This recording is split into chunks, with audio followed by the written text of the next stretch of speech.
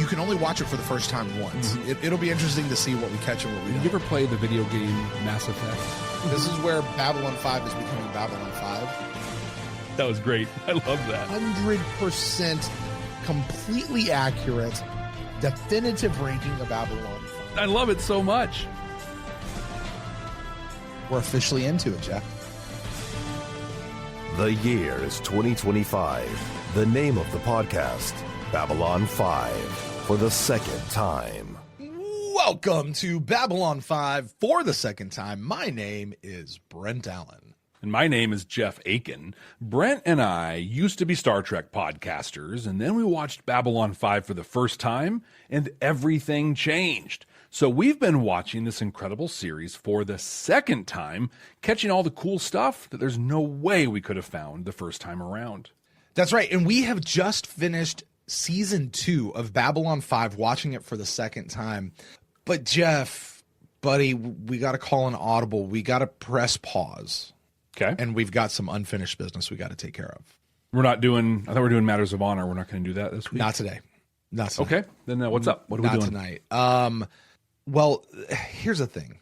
We used to do a thing on our first watch that you and I made a conscious decision to not do it on the second watch. We did. Yeah, I think I know. And then the first watch, at the end of every season, before moving on to the next season, we would have a season wrap up where we'd go back through, we'd revisit our ranking, we'd just kind of, sum up and just kind of take a breath and absorb the season we had just experienced. And just take that as a breath before moving into the next chapter. And you and I decided we weren't going to do that for this one. We were just moving through. I'm going to move through, which is why we just moved through from season 1 to season 2. But our community as a whole, that's our YouTube folks, our audio folks, our Patreon in particular, our council chambers, they've told us they've missed it and they really wanted it back. And they've given us some our council chamber specifically, which is our one of our tiers on Patreon, and they really help influence the show in many, many ways. And they gave us homework, Jeff, homework that we can't do within the regular format of the run of our show. So we've got to press pause and take care of some of this business here, my friend. Okay. No, I'm down. And I think if we're going to kind of take that pause in that moment, I've got some stuff that you got some stuff I can to throw in. Yeah. Because one of the things we've got to do, and we didn't get to do this the first time around. We're going to watch some bloopers. Oh my God, they have been beating us up for so long. We're going to watch the bloopers. Yeah, even the first time, they're like, you got to watch these bloopers. Yeah. Okay.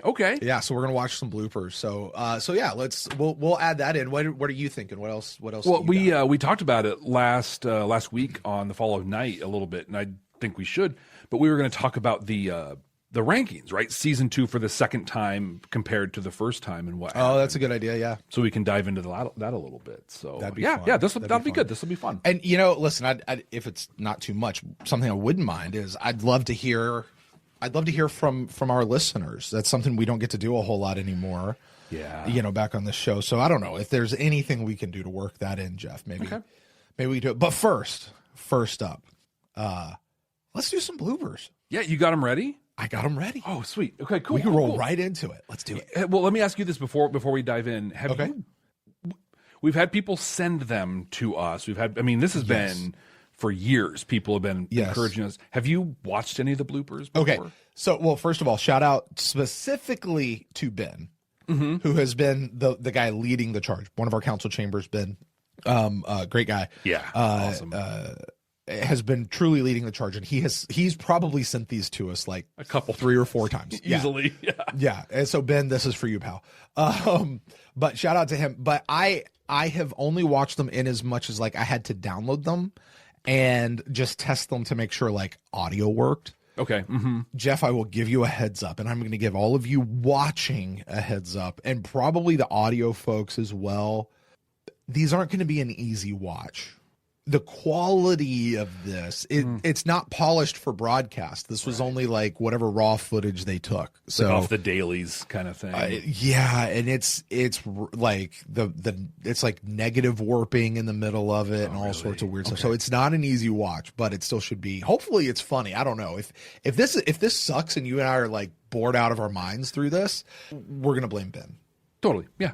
No. Let's do it, man. Let's watch his bloopers. Let's do some bloopers. For the audio folks out there, we're just going to let this play. Yep. I don't know that we have to worry about all the stuffs. We'll see. Yeah, I imagine that we'll see what happens if for YouTube and for audio we may edit out the breaks and the stuff. Maybe. I don't know how copyright applies to bloopers. I'm not sure. But one or the other audio, you will hear something. And it will be interesting. So, all right, let's jump into it, Jeff. Let's do it. Okay. From my heart and from my hand, why don't people... I thought this was a 90s show, not an 80s show. I feel like for the audio folks, I need to like describe what's happening, but I don't know. Whoa, somebody's blowing up somebody's skirt here. Thank you. Shit, fine. Ow! Oh, we should mention this is going to be the warning for sensitive ears. This is apparently not like it's. Are we gonna have an explicit tag on this one? We might.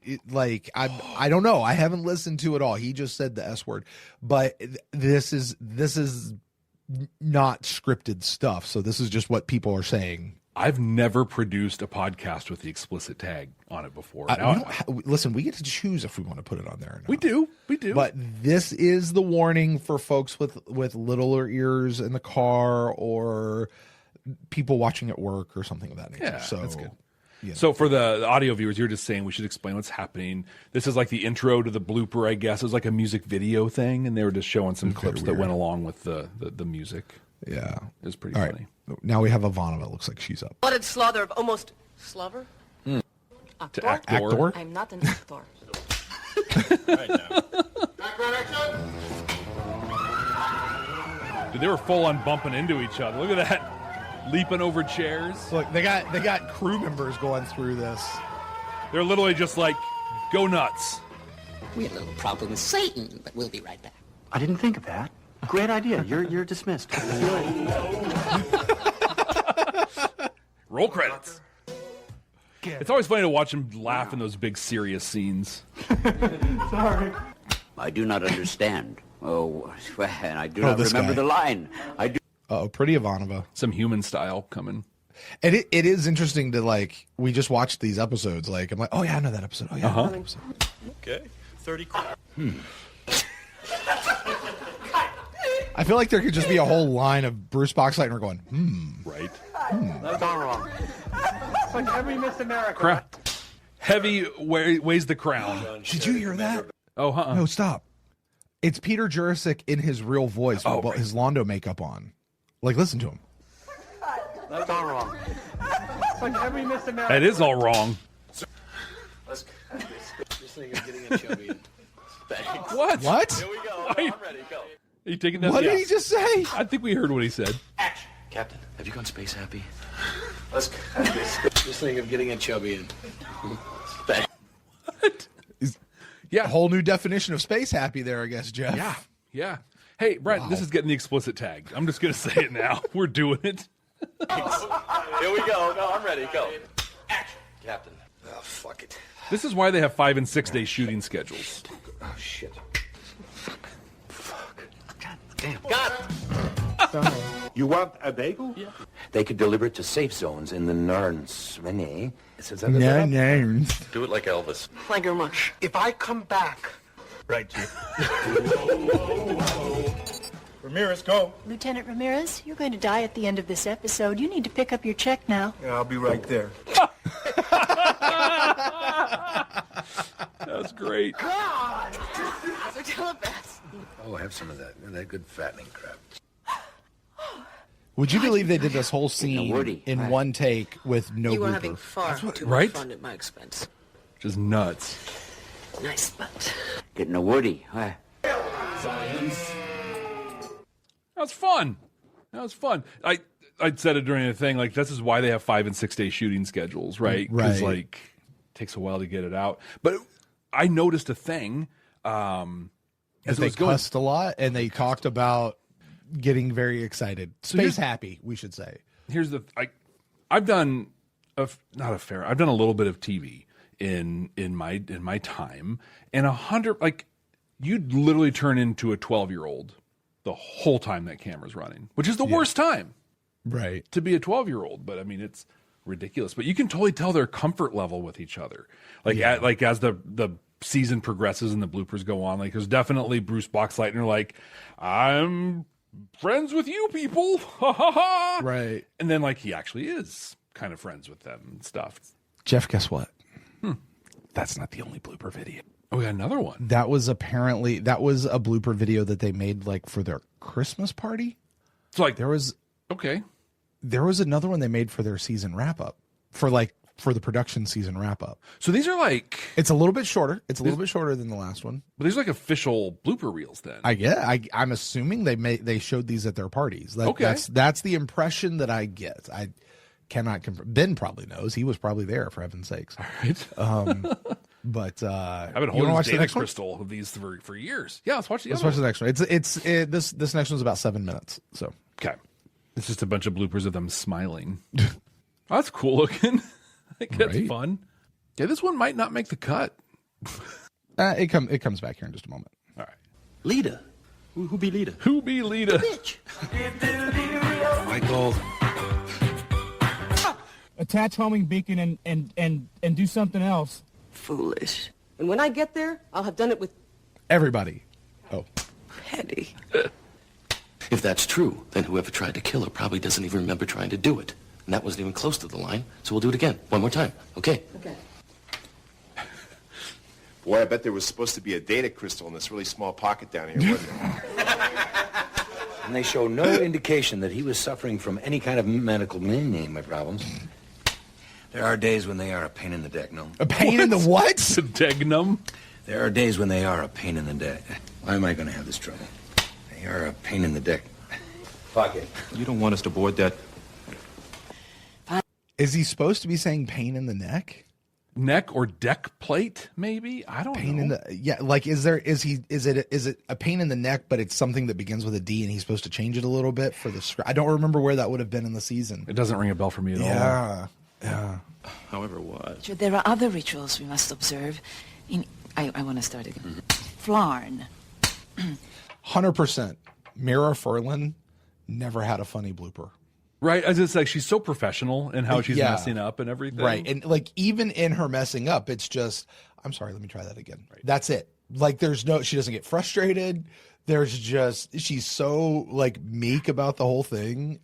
Or she stops and just gives the most charming smile. She's like, I don't know, I just messed up. There's only one other person that I can think of that probably has never actually had a blooper in her entire career. That would be Julie Andrews. You're probably right. You know, like even if she gets a line wrong, she's perfect. so sweet about it, and you can't even laugh at it. It's just Shit. Son of a bitch. Now, if he's heard... Oh, shit. I fucked it up. Haley, did I have Steven spit on me at this point? That's weird. That's weird, the voice with him. Back's to camera. I can fuck up all I want, honey.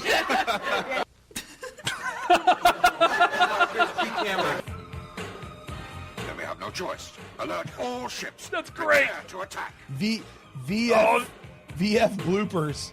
I love it. Oh, fuck. If you can tolerate the answers. How can it be unauthorized? According to Earth's central records, he is supposed to be dead. Look at him. Dead man. I did.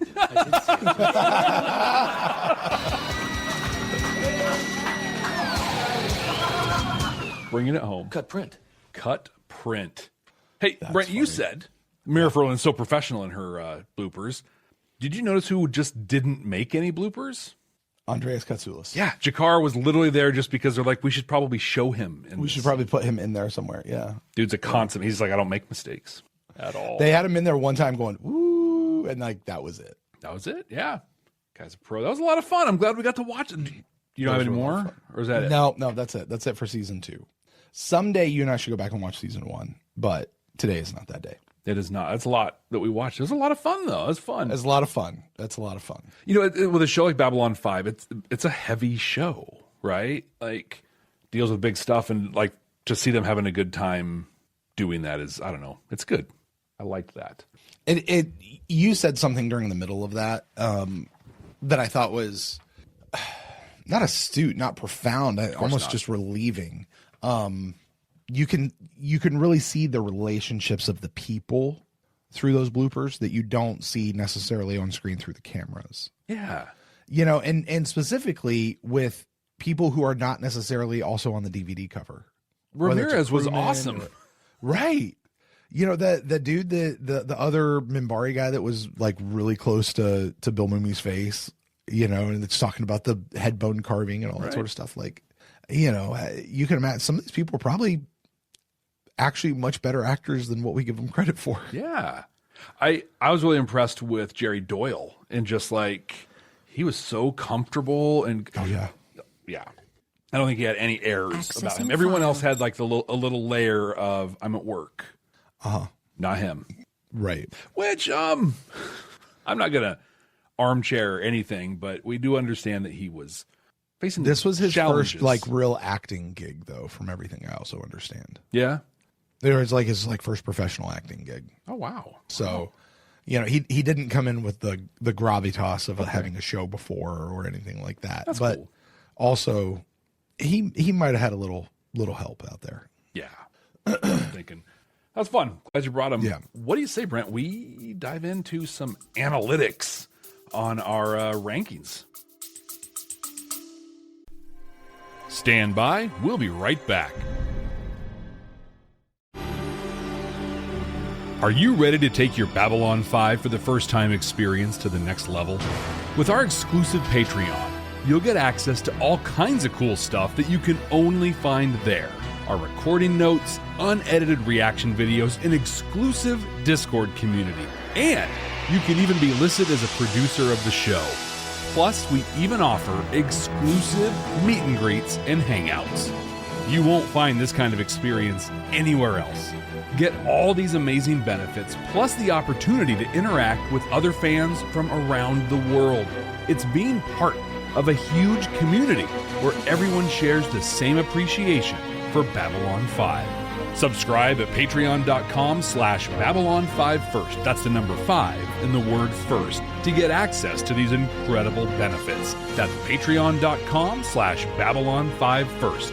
We can't wait to see you there.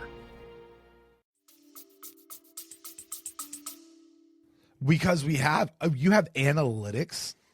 What kind of analytics, Jeff? This is fascinating to me. What did you do to analyze these things? So I actually have a deep background in data analytics, and so I put a spreadsheet together. Knew that. Okay. And I put some VLOOKUPs and some. That actually makes so much more sense knowing the behind the scenes stuff that you do for the show. Right. Go ahead. Well, the truth is, I do have a background in data analytics, but I utilized AI to do this one.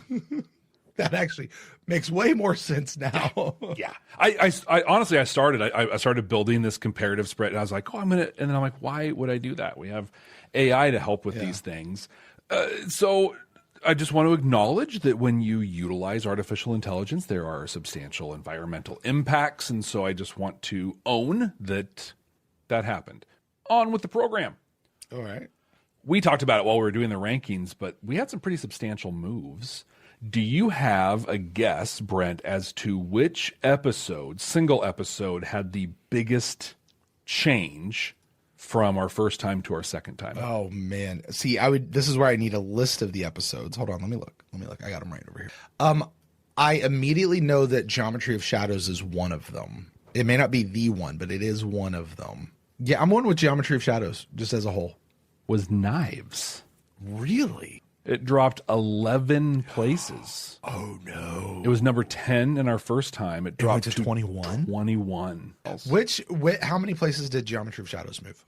That went from number 15 to number 5. It had a change of 9 spots. Okay. So you were not far off by any means. Okay.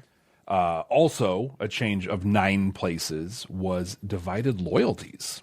Really? It was number 7 in our first time and came in at 17 on our second time. Wow.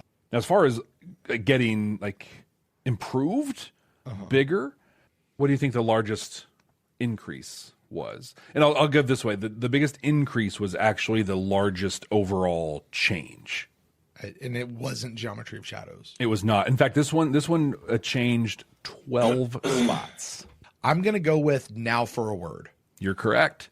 Okay. It was a good episode, man. I 100% know why people would have listened to our first time round about that and seen us put it so low and then been pissed off at us, because it is a good episode, which we said at the time. It's a good episode. We just didn't need it, which I still stand by that. I stand by that analysis before, but it's just a good episode. We have different criteria for a second watch. So. Because it's a series you get to watch for the first time twice. It's very different both times. It was interesting that we're almost like a sandwich, right? Okay. Where we had the same bread, but the fillings changed. The everything in the middle changed. Long Twilight Struggle was our top choice both times, and The Long Dark was our number 22 both times. Neither one of those two shocked me. Yeah, at all, right? Yeah. But two of them what was the change on Comes the Inquisitor? Because I see it ending at number 9. So Comes the Inquisitor, right, was our number 9, and it was number 14 the first time around. So just a change of 5. Sure. But it's still substantial. So I was going to say, it's still a significant jump, but still, yeah. Yes, there is that. It had an interesting analysis on Divided Loyalties. Okay. It talked about how modern TV is full of twists. That's what we watch all the time. And it gave Divided Loyalties the title of Twist Fatigue. And that maybe as viewers of modern television, we've kind of had enough of this, it was this all along. And it didn't listen to our episode, obviously, just in its analysis of the raw data. Was just Divided Loyalties was the one with Evil Talia, right? Yes. Yeah. So I thought that was kind of interesting. But I, for one, am quite interested to see what happens in our future seasons. I think my kind of prediction for this is season 3 is huge. So much happens, and there's both build and payoff. Whereas in season 4, it starts to become more of, well, here's all the stuff we've been building up to, playing out. And so my prediction is that we'll see some impactful changes in the 3rd season, but seasons 4 and 5 will probably land pretty close to what we had the first time around. See, I was just thinking the opposite. Really? Were you? Thinking season 3 is probably going to stay the same. Season 4 and then season 5 even more will have more changes, kind of similar to this. And I think it'll be like a bell curve. Because I bet if we go back and we look at season 1 also had a lot of changes. It did. Season 2's going to have a lot of changes. 3 won't. And then, it'll bell curve itself out. We'll find out over the next several months. Right. Yeah. Year and change, whatever that is. So we'll go through and do all that. That's interesting, Jeff. You know something we haven't done in a long time, Brent? What have we not done in a long time, Jeff? We haven't shared any reviews. Are we going to do that? We are. Oh. And we're not going to share all of them that have happened because, we're already on our raw record. We're already almost up to an hour. So we're not going to do all of them, but I have a couple that I'd love to share. Is that cool? Let's do it. All right. So I love that you can listen to podcasts on Audible. We've talked about it on our first time thing. It makes us feel like authors, we're a thing. Just Some Fool on Audible gave us, Brent, a 5-star review. Oh, yes. Just Some Fool. It has been a while. Know, right? I actually had to look and be like, do I still have the drop? Okay, good. All right, well, Just Some Fool says, I hate podcasts like this. Oh. But I love this podcast series. There we go. I decided to put this podcast on as background noise because I've seen Babylon 5 enough times that I figured I wouldn't find this podcast very interesting. I also picked this genre because I don't like this genre of podcast. I needed background noise and figured this would be the perfect one to put in the background and ignore. They said, we need a laundry episode. Let's throw this one on. Right. I just need something that's kind of there. Right. I said, this would be perfect to put in the background and ignore. And I was so wrong. Nice. I not only ended up paying attention to it, but I got pulled in and binged it. I'm not finished as of the time I'm writing this review, but Brent, I've been listening to almost 10 episodes a day. What? Since starting. What? Oh, God bless your heart. Are you okay? Just oh my blink word. Twice if you need if you need help. That's way too much Jeff and Brent. That's although like 18 awesome, but yeah. still, wow. That's so much. Well, just some fool. Thank you. You're awesome. And I'm glad I'm really, really glad you're enjoying the show. And hopefully you're going to catch up to us here on the second watch very soon, and you'll hear this. And I'm glad we could provide that for you. That's really cool, man. That's super cool. I figure at that rate they caught up in about a week and a half. So, wow. Hey, Brent, how about another 5-star review? Oh, yes. This one's from Apple Podcast. Caps Fan 30. I guess a Fallout fan, says, pretty short, says, fun to watch along. You guys are making B5 fun all over again. I hadn't rewatched in a long time, but going through it with you guys for both the first time and the second is fun, just to see what you guys thought the first time you guys watched it. That has been probably the biggest booger to us doing the second watch, but was absolutely the right thing for us to do. Is having to go back and re-listen to our first watch so we can interact basically with ourselves. Mm-hmm. And we can now be on the side of everybody else yelling at first watch Jeff and Brent. I know. Thank you. Yes, I agree. It's something to go back and see. And that was the point of the second time, because we knew the first time around we weren't understanding or catching things the way we needed to. So, well, I think that's a key thing, especially heading into this next review I'm going to share, because we're not here just to blow like look how great we are. We're gonna share. If you put it out there, we're gonna find a way to write get it. In. We'll do it. Sure. But Babylon 5 for the first time specifically is a journey, and we've talked about how it's the story of Babylon 5 for the first time is not Babylon 5. It's Brent and Jeff.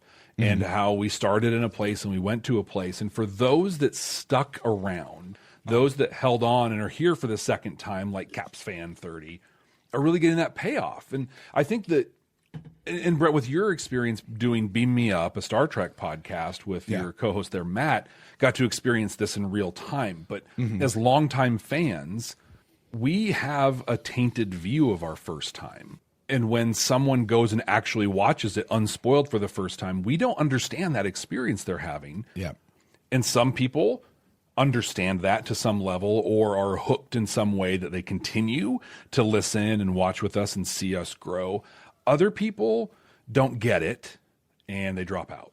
And Brent, that leads me to the third review I want to share. Okay. Which is a 3. This feels ominous. 3-star. Okay. 3-star review from Apple Podcasts. All right. This is a very long one, and so I'm going to pare it down. It's still relatively long. Okay. But Magnus Prime 24. Okay. It says, to start with the positives, which I appreciate. You can tell this was made by people with experience podcasting. Check. 2 hosts have a good rapport. Check. The sound quality is consistently good. In fact, the editing is almost invisible. Check. You want to know why? Because we don't edit. Right. Very little. Very little do we edit. We hate editing. Podcasts die in the editing chair. So, exactly. This is the blast that we're doing here. And then you're like, oh, no. Yeah. This is so we get it right the first time. We strive to get it right the first time. Measure twice, cut once. Yeah. Where the show stumbles a bit is in its premise and execution. Okay. So I'm going to say Magnus Prime 24 in this next line. His premise, or their premise, of our podcast is where they got it wrong. It says the idea of comparing Babylon 5 to Star Trek is fine, but trying to judge its quality by that metric doesn't work. Brent, did we ever compare Babylon 5 to Star Trek? Yes, we did. You're right, we did. Yes, we did. Absolutely, we did. Did we intend to do that? No, we did not. But we didn't know what we were saying. Exactly. We have the language. Like I think you and I knew what was in our hearts of what we were trying to go for, But the words, because we would say we're going to see if this has any of that Star Trek equality. We're going to compare this to Star Trek and see where that is. And I would actually agree with Magnus that trying to judge Babylon 5 by that metric doesn't work. Didn't work even. And it didn't work, which is why we stopped doing that by mid-season 2? Yeah. Early season 2, like somewhere around there. Like, and they stuck around long enough to get that a little bit. They say the host took a long time to realize this. But I think many B5 fans looking for a chance to relive the series will walk away frustrated before the hosts get there. I can understand that. I really can. So I can, and I reflect back to what I said leading into this review. We were all there at some level our first time. Absolutely we were. And the other thing too, Jeff, and this is where I will defend our actions and not apologize for it. Jeff, this is where I will defend our show and not apologize for anything that we did. One of the things that you and I both know is the listeners out there, you guys, are incredibly smart. And you can smell BS from a mile away. And Jeff and I could not come in here pretending to be something we were not. Right. And who were we when we started the show? What were you doing? What other podcast were you doing? Star Trek podcast. What other podcast had I just literally just finished doing? Star Trek podcast. That's who we were. That's where we were. That's the space we were in. And that's what we brought to that's what we brought to the show. And as you said, the story of Babylon 5 we talk about the story of Babylon 5 is actually the story of Londo Mollari. Yeah. Mm-hmm. The story of Babylon 5 for the first time is not the story of Babylon 5. It's the story of Jeff and Brent. Yeah. And we started in a place, we ended in a very different place. Yeah. Yeah. And in between, there was ups, there was downs, there were swerves, there was things. There were places where we pissed you off. There were places where you cheered and patted us on the back, and everything in between. Apologies, Jeff. It's all right. Daytime records. I very specifically said dogs need to go away. They go back into their rooms because they can't handle somebody coming to the door or something like that. Yeah. Like they just can't do that. Amazon gets delivered. Kid comes over put them back in their rooms. They're fine, but people got to let them out, just let them run and whatever. And we have a night shift worker here in the house, and that needs to not be woken up in the middle of their day. Well, and as we do this right now, almost at the end of their sleep schedule. You know what it is when you get woken up an hour before you're supposed to wake up? You know how much that pisses you off and you can't go back to sleep? Yeah. And that's it's not just disturbing us up here, which it is, which also not okay, but no, can't do that. Can't do that. So sorry for that. Sorry for that, folks. Anyway, I think I was done with what I was saying. Yep. Great. They go on to say, sometimes their outside perspective is a strength, such as in their review of TKO. Like many Babylon 5 fans, I didn't enjoy that episode at first, but this show's take on it helped me see it in a new light. Victory! And as a fellow Christian, hearing the Catholic host praise passing through Gethsemane was rewarding. That's you, Jeff. Oh, I thought, okay, cool. He wraps by saying the technical aspects are solid. Occasionally, the host offers some unique insights. But this is where I think their review goes off the rails in their close. But instead of reconsidering their preconceptions when the show proved it wasn't going to fit them, they kept judging it negatively for not fitting them. Yeah. Yeah. And that's where, one, you didn't listen to the show long enough and go through the whole roller coaster ride. And kudos to those of you who did, because as Jeff and I can now attest going through the show, it's often not easy. But the like Babylon 5, putting up with the slow parts pays are off. worth it and pays off for the other parts. But no, you're absolutely right. As fans, and this is not unique to Babylon 5, to Star Trek 10, this is fandom. One, there's this magic thing called groupthink. Yeah. That the fandom as a whole we all agree that these things are truths. We hold them to be self-evident, and they're endowed by our creator. And anyone who says anything differently is wrong and stupid and a big dum-dum. Mm-hmm. And then there's the person watching it for the first time. And you're right. We often don't remember our first watch. And a lot of times we even lie to ourselves. And, on my first watch, I knew exactly what that was. And I put that together and I knew exactly where we were. And you know what? There's probably some people who really did. Mm-hmm. The vast majority of us? No. And you and I promise to be true. Every time. And that's the other thing. Because, the other one we got a lot was, just stop talking about it and just watch the show. Right. Like, then we wouldn't have a show. Exactly. We wouldn't have a podcast. Like, our job is to pause every 45 minutes and take a snapshot of where we are. Yep. That's all. And that's each episode. That's all it was is, hey, in this moment, here's where I'm feeling. In this moment, here's my experience. In this moment, here's my experience. That's all it is. Quite a few members of our council chambers. We get to interact with them quite a bit, which is cool. Like Katerina, Delenn, Alyssa, a couple others have talked about how through our first time watch, this show changed us. Like we are, you and I are different people than we were before we watched this. The show, so back to Magnus here, the show never changed. We did. Yes. Despite their last line saying that we chose not to change. No, we changed. Yeah. And that's the power of Babylon 5. Yeah. And if I may, Magnus, if you're listening to this, thank you for your review. Absolutely. And thank you for your snapshot of where you were in the moment that you were listening to us. Hopefully you have gotten to see the rest of it, and maybe you can come back to this review and be like, I was right then, but that review doesn't hold true for the end. Yeah. Just like we stand by our first time thing. Mm-hmm. Now we listen to it. How often have we come in on the second time been like, oh my God, I was so mad at us. Yeah. So yeah.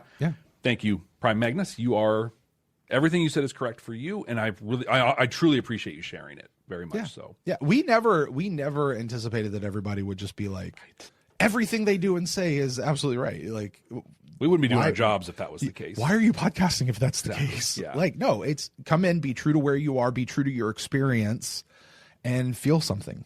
Yeah. So, do you have any more, Jeff? I just wanted to share. I mean, obviously, we've taken quite a bit of time. We're going to find ways to share more. I want them all. Okay. So I miss this, Jeff. Yeah. So I'm going to put this out as a call, right? So the majority of our, or a good chunk of our viewership is on like video streaming, YouTube and Patreon and other places. We still have a substantial audio community out there, which is great, but get those reviews in on the audio side so we can pull them in. And and it doesn't just have to be the audio side. You can email us a review. Just say review in the thing. You can put it on Google. You can put it on Reddit. Now you're gonna have to draw our attention to it because we're not seeing all of those things. Right. But wherever you are, leave a rating and review. However you do that. And Jeff and I would love to be able to grab that. And we're cross our hearts and hope to die. We're going to figure out a way. Yeah, more on that to come and at another time. I hope so. Jeff, I've got something. You have something else? You got reviews. I got something else. Okay. Now listen. Leading up to this, we sort of fished from some stuff from our Patreon community. Yeah, we check in. And I'm going to read some of the comments that we got from our Patreon community. They had some questions back for us. Okay. All right. Cool. So let's jump into this. Robert asks, after going through them a second time, do you still think of the first two seasons as being the usual weaker stuff until they found out how the series works? Or do you view it more as an actual setup for what is to come, especially in seasons 3 and 4? Do you still consider the first ones, pun intended, to be weak seasons? I think that's a great question. Yeah, the last piece, no. And I don't think we considered them to be weak seasons the first time around. We considered them to be weaker than the others, but better than normal 90s sci-fi early seasons. Although the first season was, and really the first season and a half was rough, very rough. Yeah. I'm trying to find, but the highlight episodes of those seasons were as strong as any episode of any part of the show. Agreed. Yeah, I think I definitely have a different view of the first two seasons on the second time. I know season 1 in particular, I have a much stronger appreciation for than I did the first time. Yeah. And season 2, like we were aggressively hard on it the first time around.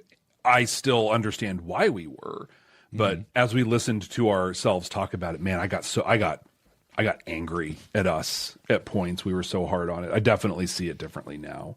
I do still think of the first 2 seasons as being the usual weaker stuff before they find out how the series works.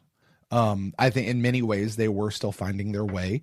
And proof positive of that, JMS was having a bunch of different writers write the episodes. Right. And it took him a season and a half before he said, you know what, stop this. If this is going to work and this is going to fulfill this vision that I've had, it has to be me. I have to. No one else can do this but me. As proof, he only allowed one other episode in the entire run of the show. And it wasn't until the very end of this show allowed somebody else to come in. And that was like because it was hero worship for JMS. Pretty much, yeah. Right? So, yeah, I do think the first 2 seasons are weaker, that they were still meandering, trying to figure stuff out. I do think that they were stronger than your typical 90s sci-fi. Not as strong as the first 2 seasons of Stargate. Agreed. But as far as comparative to any other any of the 90s Star Treks, yeah, it was there. Actually, I don't know. I thought Enterprise had a really good first season, but that's a different. I agree, but that's not the popular opinion. No, but that's a different topic. But also, you could argue that Enterprise season 1 was not the first season. Enterprise season 1 was 7, 14, 20 was the 22nd season of Star Trek in that era, right? It had some practice. Yeah. But I also Robert do see seasons 1 and 2 as setting up, like integrally setting up for seasons 3 and 4. In fact, Jeff, you and I both tell people when we're talking about the show to other folks, the first couple of seasons might be a little rough, but you have to watch them for what you like. You need what happens there to really get what's going on later. Yeah. Or just start it and now for a word and go. And just go from there, because that's the bypass. That's really I think. I almost think I should change my answer for that trivia show. No, you should. I was just thinking that Jeff's going to be on a trivia show where one of the questions, what episode do you introduce people to? It's and now for a word. It is, because once you get there, then you can go. Yeah. So when we came into this record, I thought we were going to be doing matters of honor, and so I was prepared. So I'm going to take one of my little things. So we look through. I have the scripts of Babylon 5, and there's a lot of insights into the episodes that come from this.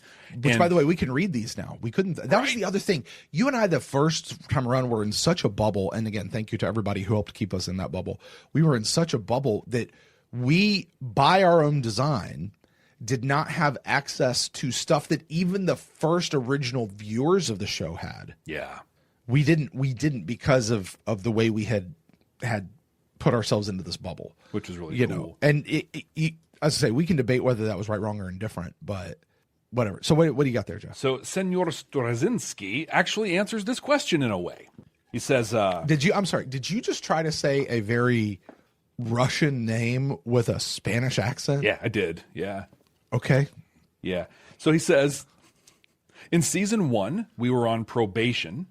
In season 2, there'd been changes and more probation. In season 4, we would be told that we were out of time. And season 5 was a surprise, a happy surprise, but a surprise nonetheless. So season 3 was really the only one where we were left completely alone. We could go after our stories unafraid and unhindered, which is why year 3 is among the strongest of the entire series. Interesting. So our impression of seasons 1 and 2, being integral to setting up the stuff, being weaker and whatever, he kind of gives the context as to no, we had to play by network rules in season 1. Season 2 still kind of had to a little bit. And 90s sci-fi, especially mid-90s sci-fi, there was a formula that they followed, and we can all look back and be like, yeah, that formula didn't really work. It didn't maintain very well. So, yeah. What else you got? Well, Delenn asks. Oh, Delenn. Hey, Delenn. First time around, you both said you never wanted to watch Confessions and Lamentations again. Totally understandable reaction, as it's a huge gut punch episode. Do you still feel that way? Will either of you include this in rewatches, or will you skip it? No and yes. I still feel that exact same way, and yes, I will include it in rewatches, because this is the thing. You have to have the suck to appreciate the cool, the good, right? And I'm not saying that the episode sucks, but you have to have the gut punch to appreciate the huge lifts of everything else. It's brilliant. They're brilliant. It's a Amazing episode. It's amazing, and I hate it. Ditto. Everything you just said, ditto. I just was doing sound for the Addams Family musical, and there's a song in there called Happy Sad, and it's all about being happy and sad about the exact same thing at the exact same time. Mm-hmm. And there's a line in there that's like, it's just like the bull. When the matador drives his sword into his neck, he says, "That was very well done. I hate you." And that's Confessions and Lamentations. Sure. I'm assuming we're the bull in that yes. Metaphor there. Fair enough. You said it well. I'm 100% with you on that. Jeff, we had several people respond to this question about asking us questions, and there was a bunch of them that all sort of fit this category. Paul, Jake, I'm going to stop naming people because I'm going to miss them, but there was a bunch of them that sort of all circled around this one question, so I'm going to pull them all together as this one. It says, basically, were there any episodes that surprised you as your opinion of that episode changed? Geometry of Shadows is one, but that didn't surprise us. I think going in, we knew that one was going to... We knew that would be a different... We knew ahead of time because we backshadowed that one. We post-shadowed it? Like it's an episode that has a lot of foreshadowing. Yeah. And you and I did not pick up on the foreshadowing. However, when that foreshadowing paid off just a handful of episodes later, you and I both were able to look back and be like, oh my gosh, that's what he was talking about then. And we couldn't have appreciated that in the moment. So, we knew that would be a big one. I think in Now for a Word, jumping as much as it did surprised me. Yeah. Quite a bit. It stayed in the same place, but my appreciation for The Long Dark. Because I don't hate it as much as I did. Yeah, I appreciate much more of it than I did the first time. It still just did not land at all. But last time we literally, it's like what, the 5th episode, and we ranked it number 22. Yeah, to go at start. We didn't do that this time, and it had redeeming qualities. Yeah, Knives dropping as low as it did might be the biggest shock. Fairly close. I think my appreciation for Comes the Inquisitor, like I still, I didn't convert. Yeah. On that one, but my opinion absolutely changed, and I'll be honest, like when I went into TKO, I'm like, I'm going to go in open minded and stuff, but there's no way my opinion's changing. It changed a little bit. I still. Same with Comes the Inquisitor. Oh no, I'm going to be open minded. I'm still going to hate it. I didn't hate it. Right. Dundradal asks. Oh yeah. There's the big question: Keffer's arc. Did you get anything new out of it? No. Which my response would be, he had an arc. I know. Even after the second watch, he had an arc. My viewing of Keffer did change because when we watched it the first time, I thought he was going to be a thing. Yeah. So I paid attention. I didn't even pay attention this time around. Yeah. I think that is a very normal, a big part of you and I the first time around. We didn't know what was going to come back, what wasn't, what was important, what was going to flame out. Maybe what JMS intended to be something important, but something that he just never picked back up again, but you and I kept drilling down on. We know what that is this time around. Yeah. Keffer, knowing that he was going to go, face peeled off in the final episode as JMS jettisons him from the show because he was forced onto him. Anything that he was in, we just dismissed because it meant nothing. It meant nothing. We only paid attention to him in Gropos, which... And that was just because of the echo of his performance from the first time. We're like, oh yeah, he was good in that. It's his best episode. It's probably him that made us feel for the people who died. I'd say it's Keffer and Dodger. Like those two characters are the ones that gave that episode life. Right, but the reason that we cared for them was not because of them themselves. It was because of Keffer. Dodger we did. Dodger, well, I was going to say, did we care for Dodger because of Dodger? Or did we care for Dodger because of Garibaldi? I would argue we cared for Dodger because of Dodger. I think so. She's a very well fleshed out character. Big and I forget the other one's name. Dude. Yeah. Those guys. The reason that we started to like them was because of the camaraderie that we saw them develop with one of ours. Yeah. Mm-hmm. Totally. And we were just completely embarrassed for Garibaldi and what he did. That's so dumb. So bad, man. So bad. And somehow we all found ourselves in Garibaldi in that moment. So he's totally Jeff till he was like 34 years old. Totally Brent till he's, I don't know, this age now. And I've been married for 15 years, and I still kind of feel like that sometimes. And to be clear, it's just been the one woman. So let me just. And you're still just like. I still feel like an idiot sometimes. Does she like me? I don't know. Like, is this a thing? I don't know. Right. Listen, we need to slow down because I gotta. I've been hurt before. Yeah. I mean, we've had 2 kids, but like, I gotta be sure. Right. All right, I got one more, Jeff. This one comes from our good friend Trekkie Trey the Trekker. I love Trey. Hey. Trey, who actually has been responsible for so much of the second watch. Oh my gosh, yeah. And very well, I think we talked about it early on, but it's to give him another point, like the sound drops and stuff in our opening thing, he pulled that. He actually put together a whole intro that I think he originally he did that after season 4. I think with his hope that we would use it in season 5. But as soon as we got it, I think I immediately said to you, I was like, this is our second. This is our second watch opening is what this is. And we wanted to save it. And Trey was gracious enough to just wait. And he did so good. Thank you, Trey. Yeah. And he used the season 5 music. His is better than what I put together, but we still have 3 more seasons. Yeah. Things could change. Sure. Absolutely. But yeah, Trey. Absolutely. Trey says, I miss the viewer reviews and interactions with the first time audio podcast. Heck yeah. I miss the season ending prizes, which were a big deal to us and kept us engaged. I'm lucky enough to be a Council Chambers members and get to interact regularly, but for the audio listeners, it's just missing something now. So true. Very enjoyable, and I look forward to each week, but still, I think there just needs to be some more audio clips from your first time to go around because those were the heart of our enjoyment. I was agreeing with him up until audio. I'm like, oh my God, we got to pull audio clips. We already listened to it, so it's not that big of a stretch to pull it. It's still a stretch. It is. It's a bigger stretch. Yeah. But I get it. But I couldn't agree more, Trey. Like pulling a couple going through the reviews and pulling some to put on here and reading. Oh yes, I loved hitting that for people. Like we did have such great interaction early on, and I miss it too. Me too.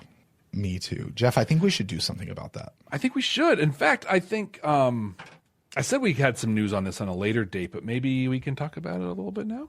The floor's all yours, my friend. Okay, so Brent and I, we've talked about it a little bit this whole time, but Brent and I are podcasters. That's what we were. This has always been a podcast. That ended up on YouTube. Somehow has turned into a YouTube, Patreon, video, everything all the way around. Yeah. And it's always been a podcast. And we've lost a bit of just that podcast thing. This is the closest we've come in a long time to just we're 2 guys getting together. We did some prep. We got some stuff, whatever, and let's do a podcast and talk hopefully about it's entertaining. Yeah. It's right. Yeah. But we've been talking about this for a while, and it really, and Trey, to your point, it really stemmed from we're not getting the interaction that we had before and that we really miss. Mm-hmm. And then also just missing doing a podcast, whatever. But and with that, there are so many conversations around Babylon 5 specifically, also Stargate, also I'm sure Buffy, also I'm sure all of these other shows, but there are so many conversations that are not, hey, let's watch and react to this episode. Now, we're in a phase where we're watching and reacting to the episode for the second time because that's where we are right now. Mm-hmm. My friend, we're 40% of the way through that. Already. Uh-huh. And in about 60-something episodes, we're done with that. But there's so many more conversations to be had. There's so many more ways to do that. And these are conversations that don't have to just be you and I. And these are conversations that nobody take that for anything more than what I just said. Right. Yeah, yeah. The interactions can be there, right? The having fun with the fandom is there. Like it's all ripe for the taking. And turns out we're podcasters and we know how to pull those topics and we know how to do that and we know how to have fun with the show in a way that is more than just watch and react. Although we love watching and reacting. Totally. Yeah. There's only so many times you can do that before you are just done with it. Yeah.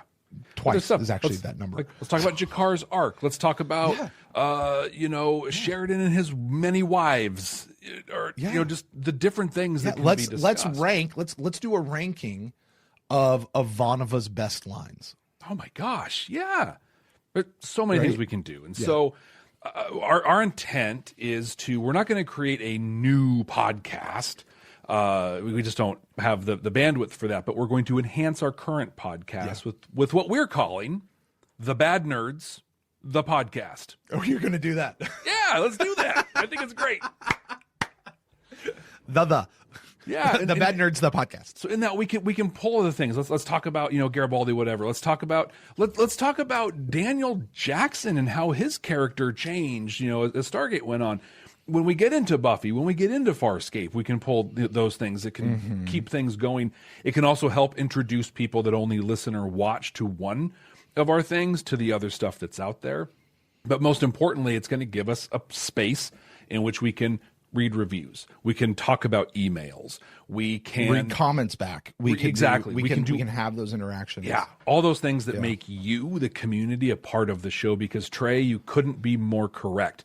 Part of what made the first time so magical wasn't just the bubble we lived in. It wasn't just that we were watching Babylon 5. It wasn't just you and me, Jeff. It was every single one of you that are listening or watching us right now. That you were just as much a part of this as we were, and this is going to be our way to pull you back in. Yeah. And listen, we're still going to put the video on YouTube. That's still going to exist there. But the show has become so video heavy. This is going to give, particularly those who are still around as audio folk, this is going to lend to the audio side so much better than and I think we're doing a pretty good job on the audio side with what we've got going on, because we want them to hear our interactions in those discussions. But this is really gonna, for the people who are listening to us while they're driving or getting ready in the morning or working because they're in a factory or a warehouse or something, or wherever, I don't know, wherever you work, people pop in earbuds and listen to us all the time. So I was at the hospital last night. There was a guy whose whole job was to sit there and watch the wax dry. Yeah. We were waxing the floor, and his job was just watching it to make sure it was dry. Yep. Had his little earpod in. I was like, he's listening to a podcast. Could be us. Exactly.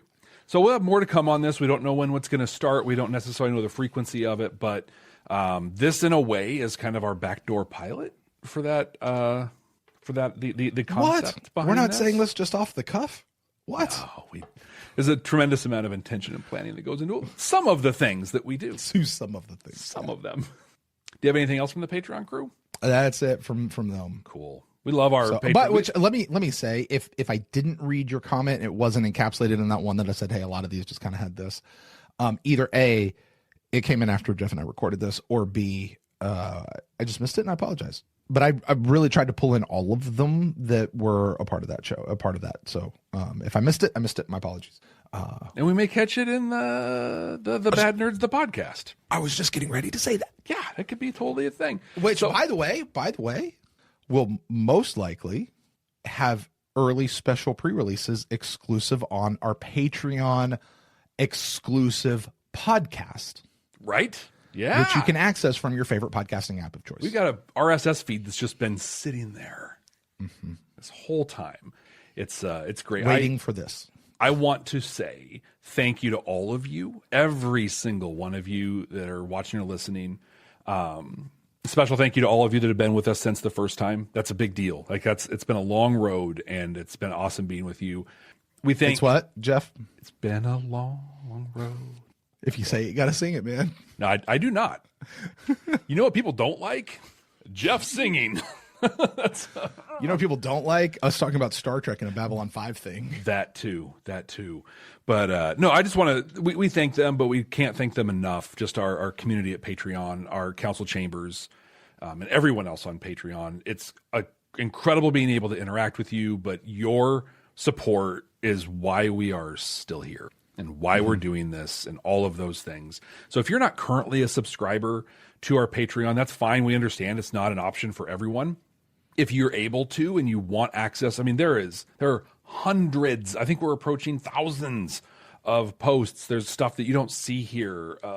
You watching Andor, me watching Jeremiah, Acolyte, Timeless. There's a lot of extra content. There's a whole list you have of undone stuff that you and I both have of stuff we want to get to. Yep. Yeah. It's a lot, but that's over at our Patreon page. There's a link down in the show notes, patreon.com/.